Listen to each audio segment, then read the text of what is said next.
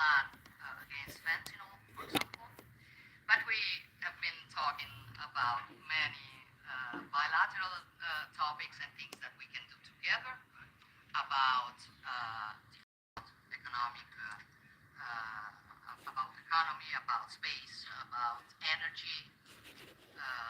Italy will have to increase its LNG imports and also nuclear. They're trying to develop. I think there can be ways to work together, and the Italian enterprises will invest as they've been doing for many years, as you know, in the next years. I think around 10 billion. That shows how interconnected our economies are. And that's very important, Mr. President. It's not only about Italy, it's about the entire Europe. The exchange between us is a very big one. Investments, trade. It's a topic that we are discussing in this week. But at the end of the day, look, somebody calls me, I was saying it before, such a Western nationalism. I don't know if it is the right word, but I know that when I speak about West, mainly I don't speak about a geographical space. I speak about a civilization. And I want to make that civilization stronger. So I think even if we have some problems, okay, between the two shores of the Atlantic, it is the time that we try to sit down and find solutions. So I want to thank President Trump for having accepted an invitation to pay an official visit to Rome in the near future and consider the possibility in that occasion to meet also with Europe. The goal for me is to make the West great again. Okay? And I think we can do it together. We can. We will keep on work on that. I'm going to close. I want to say only I'm proud of sitting here as Prime Minister of Italy that today has a very good situation despite the difficulties, a stable country, reliable country, 1 million more jobs in the last 2 years and a half. Great. Inflation is going down, so you forgive me if I promote a bit my country, but you're a businessman and you understand me. So migration flows going down 60%. So we are trying to do our best, but I think we can do it even better together. Also on Ukraine, I will close. Together we've been defending the freedom of Ukraine. Together we can build a just and lasting peace. We support your efforts to all. Good. Thank you. Thank you very much. And I think we're doing well in that effort, but we want to get it done, and we'll see if we can. We want to save. On average, think of it, every week 2,500 people are being killed, mostly soldiers, Russian, Ukrainian soldiers. And if we can save those lives, that would be a very good thing. And so we'll see what we can do. I think we're getting close, but we'll let you know very soon. And you've been very helpful. I appreciate it. Thank you. Any questions? How much longer does either group have to respond to your ceasefire proposal before you put secondary tariffs or sanctions on Russia? We'll see what that will be. We're going to be hearing from them this week, very shortly actually, and we'll see. But we want it to stop. We want the death and the killing to stop. On Jerome Powell, you said that the termination of Jerome Powell cannot come fast enough. He says he won't leave, even if you ask him to. Oh, he'll leave. If I ask him to, he'll be out of there. But I don't think he's doing the job. He's too late, always too late, a little slow. And I'm not happy with him. I let him know it, and if I want him out, he'll be out of there real fast, believe me. Yeah, go ahead. Go ahead, please. Question? Are you trying to remove him, Mr. President? Yeah, question?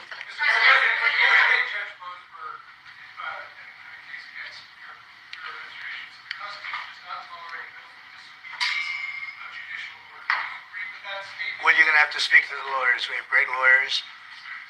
I can tell you this, we're doing a fantastic job of getting criminals out of this country who Biden allowed into the country.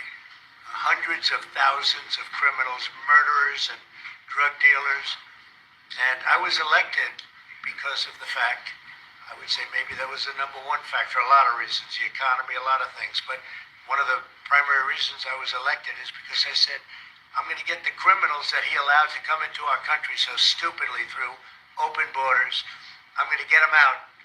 And I got a lot of votes, record-setting numbers of votes, as you know. We won everything. The popular vote, all 7 swing states, we were short. You know, when countries are involved, you don't make short-term deals. These are countries. And I terminated that nation because it didn't allow us to do anything. Once it terminated, you know what the deal was. It was a terrible deal. Really, one of many terrible deals made by the U.S. But no, I'd like to see Iran thrive. And they can do that, I think, very easily, or they can do it the other way. The other way is not going to be good for them. It's going to be really bad for them.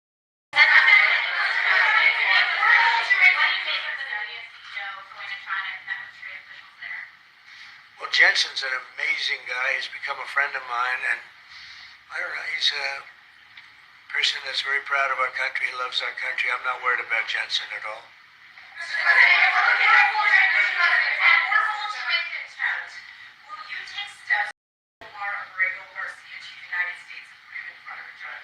Well, I'm not involved in it. I'm going to respond by saying you'll have to speak to the lawyers, the DOJ. I've heard many things about him, and we'll have to find out what the truth is. But I will say this, you know, we were inundated by millions of people, many millions of people during the Biden administration. They say 21 million. And a big percentage of those are criminals, serious criminals. I'm not saying just criminals because they came into the border illegally. I'm saying they're criminals at the highest level, murderers. Many of those people murdered more than one person, and they're on the loose. And I was elected to get rid of those criminals, to get them out of our country, or to put them away, but to get them out of our country. And I don't see how judges can take that authority away from a president. We've done an amazing job, Tom Home, Christine Home. We have done an amazing job. Nobody can believe the job we've done. Far greater than what I said. I mean, I got elected on that, but we've done much better. We have right now 99% border. It's a 99%. Nobody thought that would even be, but nobody's coming through our border practically. 2 weeks ago, we had 9 people come through, all for medical reasons. We allowed them. We brought them through because one had a heart attack, one had something else. All for medical reasons. We have a great border. We had a great border 4 years ago, but we have a border now that's even tighter, and we did that in a matter of weeks. And no, we need to get murderers and drug dealers and people that were in jail for horrible, you know, they released jails, Georgia, from all over the world. They released them, not just South America, all over the world, the Congo and Africa. Many, many people come from the Congo. I don't know what that is, but they came from the Congo. And all over the world they came in, opened their jails, Venezuela. Practically all of their prisoners released into our country. We took them because we had an incompetent administration called the Biden administration. And to think what they've done to our country. And I was elected to straighten that out. And I'm doing that. But we have activist judges that don't want murderers to be sent out of our country. They don't want killers and drug dealers and drug lords and people from mental institutions. They want them to stay in our country, I guess. I don't know, maybe that's the liberal way, or as they call it nowadays, the progressive way. But I don't think it's the way that our country believes, and that's why I won in a landslide. You did say that you were confident these deals will be done, but you also said that you're in no rush. Americans are seeing prices rise. They're seeing it on their bills. How long can they expect that pain to last? So they've already seen it get much better, because if you were truthful, which you're not, you know, I know you very well, you have gasoline that hit $1.98 yesterday in a couple of states. You have gasoline's way down. The price of oil has dropped substantially. The price of groceries are substantially down. The price of eggs, you know, when I came in, they hit me with eggs. I just got there. I was here for 1 week and they started screaming at me, eggs have gone through the roof. I said, I just got here. I was there for 7 days and I hear that eggs have gone through the roof before I got there. And they were screaming at me, the press, the fake news, like you're fake. And the fake news is screaming at me, like, about eggs. I said, I've only been here, this is my 7th day. And they were right. They went up 87%, and you couldn't get them. They said, you won't have eggs for Easter, which is coming up. Happy Easter, everybody. You won't have eggs for Easter. And we did an unbelievable job, and now eggs are all over the place, and the price went down 92%. And our Commissioner of Agriculture, Brooke, has done a fantastic job. They really have done a fantastic job. So prices haven't gone up. The only thing that's gone up, actually, is interest rates, because we have a Federal Reserve Chairman that is playing politics. And it's somebody that I've never been very fond of, actually. But he's playing politics. Interest rates should be down now. They should be coming down.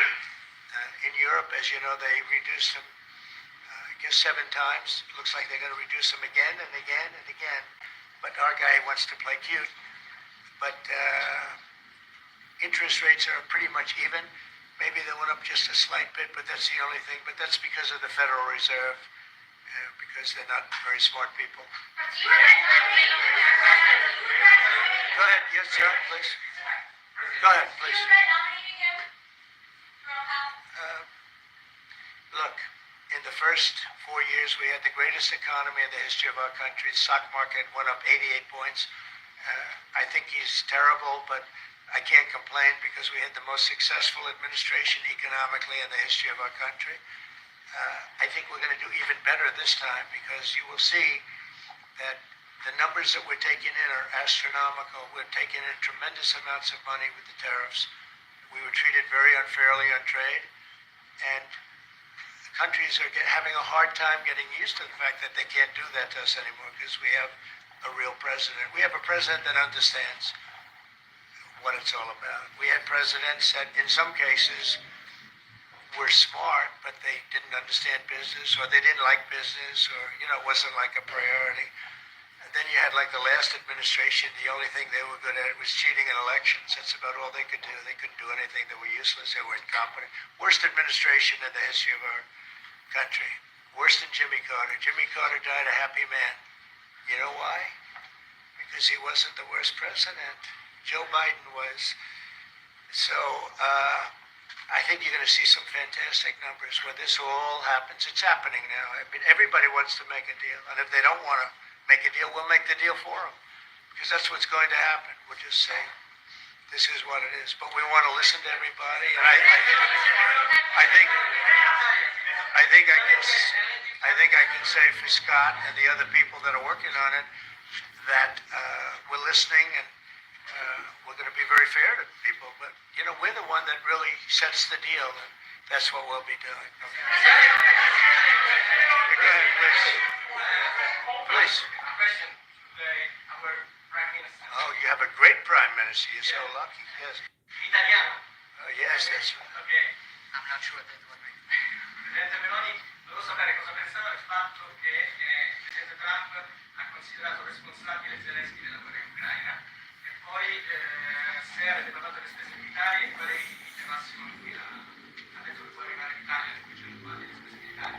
Abbiamo parlato dei punti massimi a cui può arrivare l'Italia, abbiamo parlato del fatto che l'Italia sta mantenendo i suoi impegni perché arriverà al prossimo vertice della NATO con il 2% che era già previsto, che è stato sottoscritto dai governi precedenti, perché siamo una nazione seria, ma non abbiamo parlato poi di quanto vada aumentata questa percentuale, anche se siamo ovviamente consapevoli che il tema della difesa sia un tema particolarmente importante di questo tempo. Per quello che riguarda la guerra in Ucraina, lei sa come la penso che ci sia chiaramente ci sia stata un'invasione e che l'invasore da quel punto di vista fosse Putin e la Russia, ma non è questo che oggi quello che rivela è il fatto che insieme vogliamo lavorare, stiamo lavorando per cercare di arrivare in Ucraina a una pace che possa essere giusta e duratura. Penso che questi siano gli sforzi sui quali condividiamo il nostro lavoro, abbiamo condiviso anche oggi il nostro lavoro.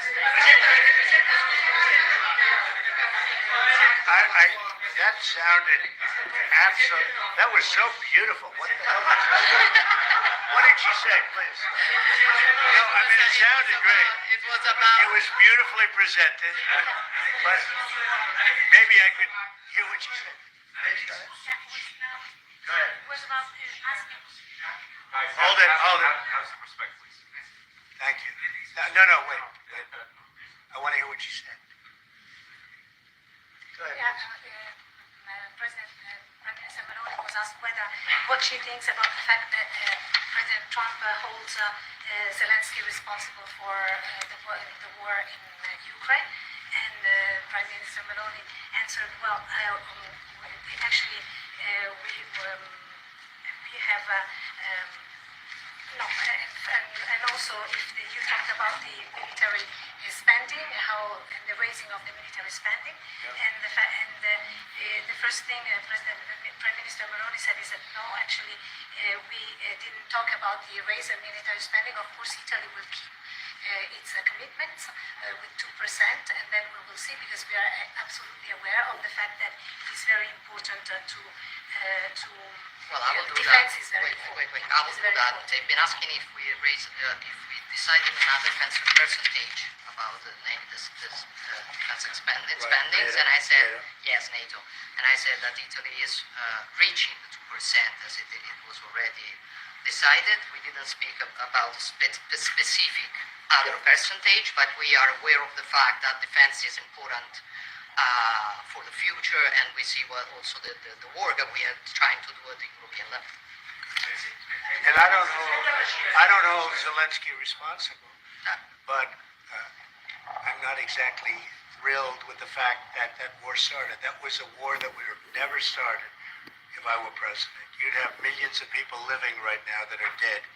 You'd have cities that would be open and thriving, and they'd have their beautiful turrets. Those turrets are the most beautiful in the world, but they're not with us any longer. They're smashed to smithereens, laying on the ground in a million pieces, getting hit by rockets, bombs, and bullets.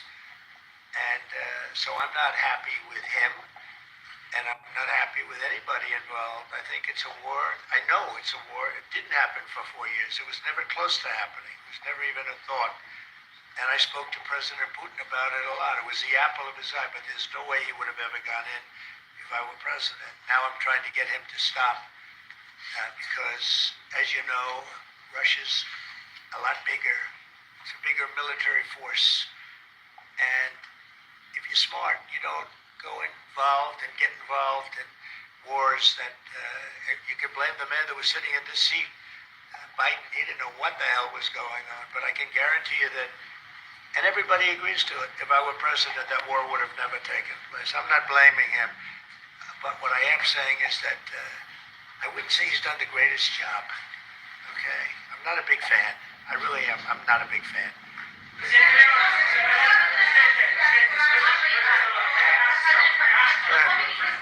Go ahead. Go ahead. Presidente Meloni, avete discusso di Cina e della possibilità che l'Europa ponga dei dazi un gioco sulla Cina, Mr. President. Are you sure about the definition of parasite? Would you say that again? That the European parasite? I've never said. You say again that the European. Have you said that the Europeans are parasites? Yeah. Have you said it? No, I haven't said. I don't know. I didn't say it. I don't even know what you're talking about. Go ahead, please. Go ahead. No, wait. Next. Go. Prime Minister Meloni just said that we want to make Europe great again, and we want to do it together. Sure. West, yeah. I guess that's what you said, Mr. Prime Minister. How are you going to do that? And are you looking to do it to counter China, who is really trying to gather influence against the United States with the help of this China? I hope that Europe is going to be great again. Europe is going through a lot of problems, and a lot of it's having to do with immigration. And I'm not a big fan of Europe and what they've done with immigration at all. And I think they got to get smart because Europe is being very badly hurt by what they've done with immigration. Now, I'll say this, that the Prime Minister has taken a very tough stand on immigration. And I commented to her before. I said, I wish more people would be like you having to do with that subject, but they're not. Europe is very important to me. Europe is very important to the world. I want Europe to do very well. I think they have to get a lot smarter on immigration. But we are beginning doing it.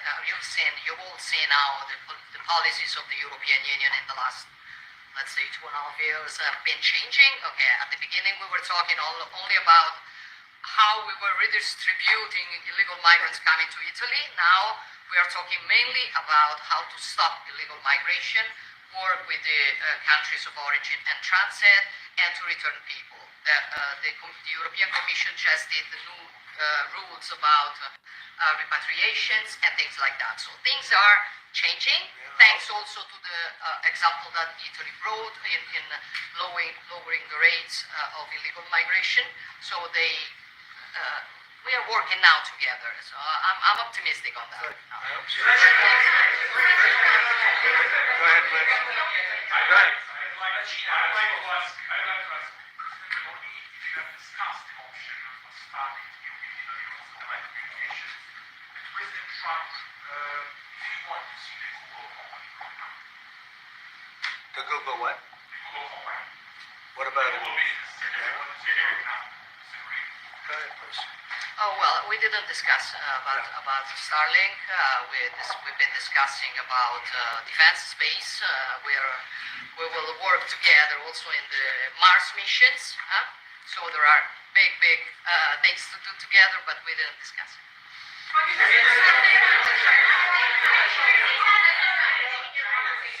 Minister that changed your mind potentially about tariffs and what you plan to do going forward? No. Anything the Prime Minister said to you that changed your perspective? No, tariffs are making us rich. We were losing a lot of money under Biden, trillions of dollars, trillions on trade. And now that whole tide has turned. We're making a lot of money. We're taking in a lot of money. Don't forget, we're taking in 25% on cars, 25% on steel, 25% on aluminum, 10% baseline. We put penalties on China for sending us fentanyl. We put penalties on Mexico and Canada, 25% for allowing fentanyl and allowing the borders to be weak.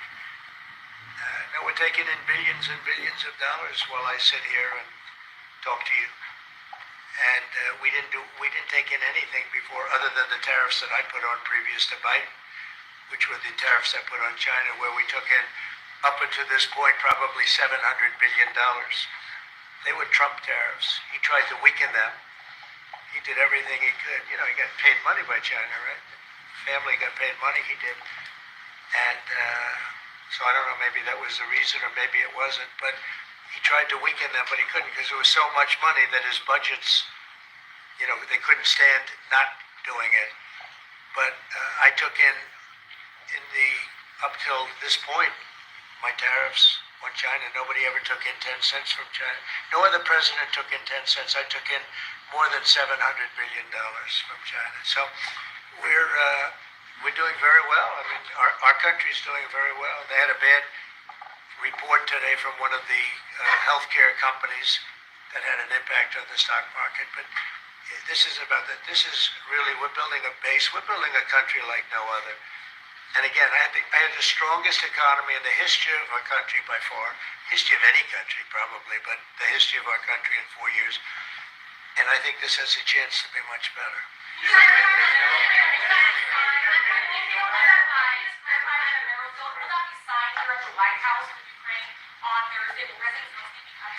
I don't know exactly. I'm going to leave that to Scott. What do you think? Where would it be signed and when? We're still working on the details. We're shooting for around April 26th. Is there any more detail that you could tell us about what's in that deal and how it came together? It's substantially what we agreed on previously when the president was here. We had a memorandum of understanding. We went straight to the big deal, and I think it's an 80-page agreement, and that's what will be signed. President Trump, can you clarify on rate cuts? Do you intend to see Powell's firing if he doesn't change his stance on rate cuts? Or is that on the table? Or is that Well, I think he should do the rate cuts because I think if Europe has done it, it puts us at a disadvantage to Europe. I mean, he plays right into their hands. So I think he should do the rate cuts. We don't have really inflation now. I just said the major things are going down. Oil is great. Oil is way ahead of schedule. And that's because of our policies. but oil is down into the $60, $65 range now per barrel. And I told you, in certain states we have less than $2 for gasoline. And food is down, groceries, as we call it, are down. Other than interest rates, everything's down. Interest rates are pretty flat. It's not that they're up, but we should be better than flat. We should, if he would lower the interest rate, I think would have a good impact on that too. But the costs are down. We have very little inflation. I would say we have essentially no inflation. Hard to have inflation when oil goes down, and oil goes down. When Biden came in, oil went through the roof. That's what caused our problem. That and his very dumb spending. But when the oil prices go down, and they have gone down a lot, we've gotten it down really good. We've opened it up and we've gotten them down. And that means that people driving cars are going to be paying $2 and $2.50 instead of $4.50. And you know, even at the end, they tried just for the purpose of the election to get it down, but they had really lost that sucker. It was not good. But if they had won, oil right now would be at $7 or $8 because of their policy, and we're going to be at about $2. Could be even a little bit less than that, and you're starting to see it. So I don't know how you can have inflation when oil has come down quite a bit, and I would say the Fed really owes it to the American people to get interest rates down. That's the only thing he's good for, and he would have an effect on that if he lowered them. And I think at some point he will. He's going to have a lot of political pressure. You know, they are political also. And I think there's a lot of political pressure for him to lower interest rates. Okay? Yeah, go ahead. Please.